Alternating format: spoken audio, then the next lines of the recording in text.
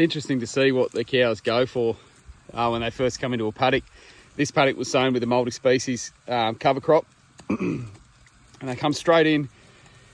Like at the minute, this one here is just straight into that sorghum, just wrapping a tongue around it and tearing it to pieces. Another one there. But you see at different times, like sometimes it'll be what's classified as a weed. Like we get a weed around here called purple top, and they'll come straight into a paddock and they'll do exactly what they're doing now to the sorghum. They'll do to the purple top, just straight in, rip the flower off the top. But yeah, these girls got plenty of good feed to go into here now. A decent sized strip there. It's been a lot wetter, so we've been trying to open them up a bit more, give them a bit more space so they don't make as much mess of a paddock. But a new paddock of multi-species. You can see they're getting stuck into that pretty well.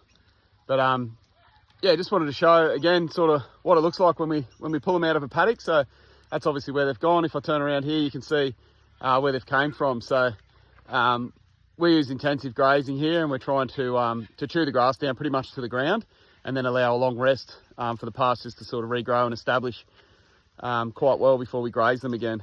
What we look for is their manure. You can see over my shoulder there.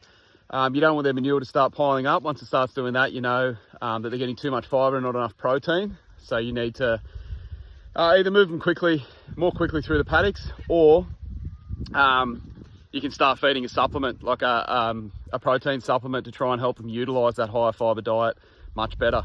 So yeah, there's probably the three things that we look for. We look for what ground cover's left. Have they eaten it all to a desired point? Like I say, we try and eat it pretty much to the ground. We leave probably a couple of inches.